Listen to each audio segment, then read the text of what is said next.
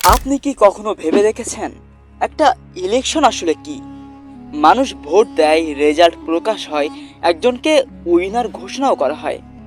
সাধারণভাবে তো এমনটাই হওয়ার কথা, কিন্তু পৃথিবীর ইতিহাসে এমন কিছু ইলেকশন আছে যেগুলো শুধুমাত্র রাজনীতি ছিল না, বরং এক একটা পুরো সাসপেন্স থ্রিলার।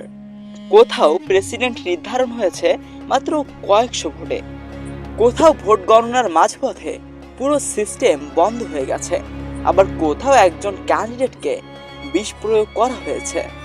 কোনো কোনো দেশে ইলেকশন শেষ হতেই আর্মি ক্ষমতা দখল করে নিয়েছে, আর কোথাও জনগণের আন্দোলনের মুখে ডিক্টেটর দেশ ছেড়ে পালাতে বাধ্য হয়েছে।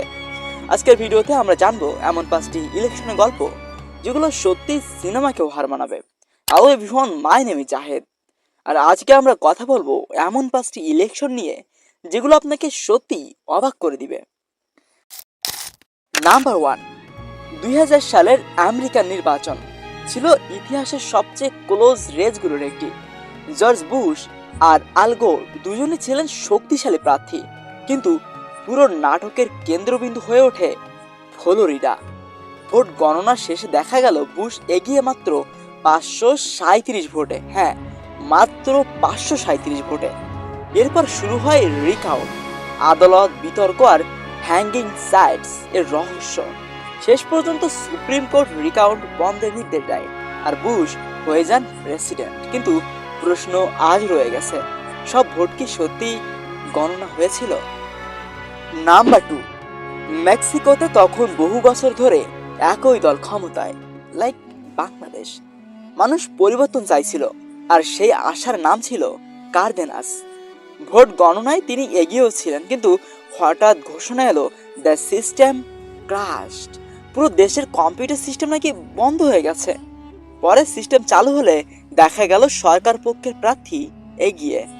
এরপর থেকে শুরু হয় প্রশ্ন, এটা কি সত্যি প্রযুক্তিগত সমস্যা ছিল নাকি সাজানো কোনো কারচুপি? নাম্বার 3, ইউক্রেনের 2004 সালের নির্বাচন ছিল ভয়ঙ্কর নাটকীয়। অপোজিশন নেতা ভিক্টর ইউশচেঙ্কো হঠাৎ গুরুতর অসুস্থ হয়ে পড়েন। পরে জানা যায় তাকে বিষ প্রয়োগ করা হয়েছিল। তার মুখমণ্ডলও পর্যন্ত বদলে যায়। তারপরও নির্বাচন হয় এবং সরকার পক্ষ বিজয় দাবি করে, কিন্তু লাখো মানুষ রাস্তায় নেমে আসে। শুরু হয় ওয়ারেন্স রেভলিউশন। শেষে পুনরায় ভোট হয় আর বিষ প্রয়োগের শিকার সেই ইউশচেঙ্কোই জয়ী হন। নাম্বার 4, 2020 সালে মিয়ানমারে জনগণ ভোট দিল ওয়াং সান সুচির দলকে।